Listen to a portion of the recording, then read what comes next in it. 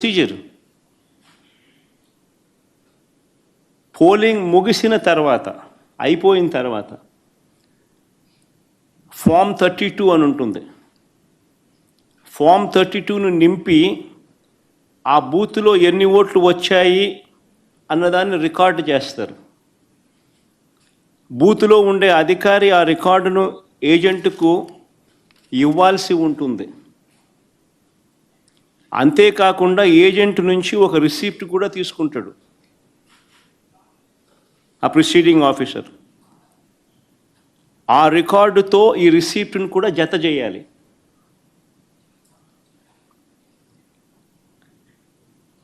ఆ రికార్డును కూడా ధృవీకరించాల్సి ఉంటుంది.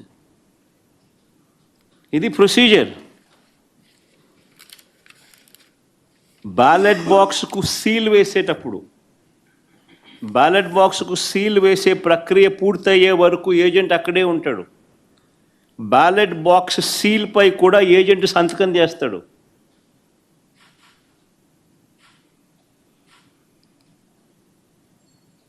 బ్యాలెట్ బాక్స్కి సంబంధించి సీల్పై కూడా ఏజెంట్ సంతకం తీసుకుంటారు. మరి నేను అడుగుతా ఉన్నా, మళ్ళీ ఇవన్నీ జరిగాయా అని అడుగుతా ఉన్నా.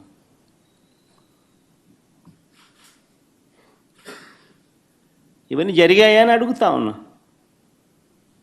అసలు ఏజెంట్లే లేకుండా చేసి ఎన్నికలు జరిపినప్పుడు దాన్ని ఎన్నికలని ఎలా అంటారని అడుగుతా ఉన్నా.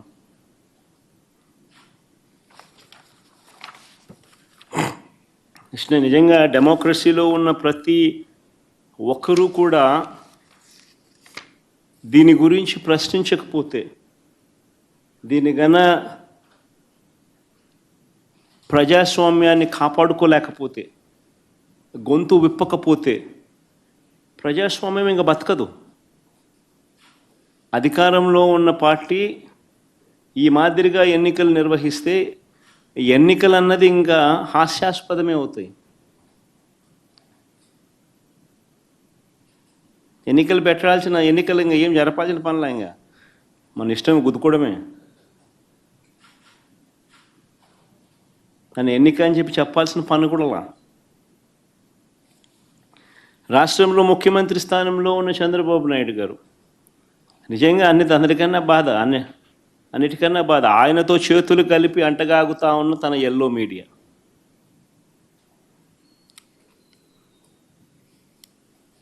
వీరి ఎజెండా ఏమిటి అని అంటే ప్రజలకు మంచి చేయడం కాదు,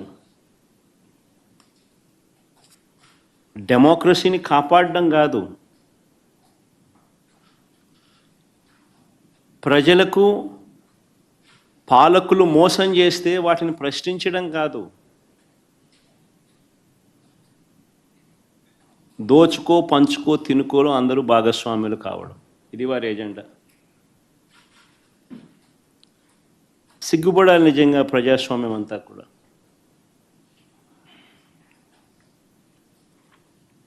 ఈరోజు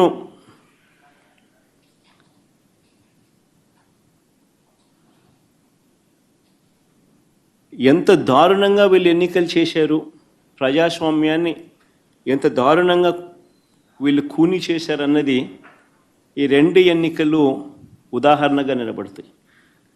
నేను కొన్ని సన్నివేశాలు చెప్పుకుంటూ పోతాను, సో దట్ అసలు ఎన్నిక అనేది ఎలా జరిగింది అన్నది కూడా రాష్ట్ర ప్రజలందరికీ కూడా అవగాహన అన్నది వస్తుంది.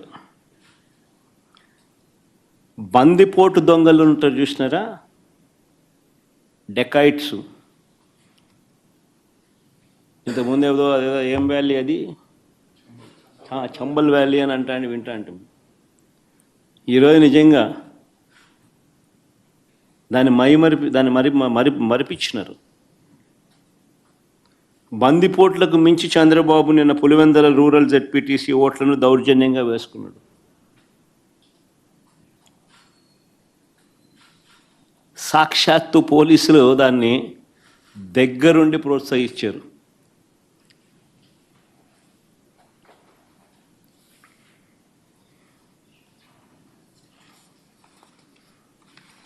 నేను చంద్రబాబు గారిని ఛాలెంజ్ చేస్తా ఉన్నా, అయ్యా చంద్రబాబు గారు, మీ పరిపాలన మీద నీకు నమ్మకం ఉంటే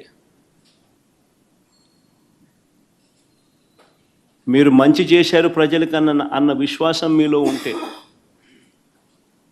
ప్రజలు మీకు ఓటు వేస్తారు అన్న నమ్మకం మీకుంటే,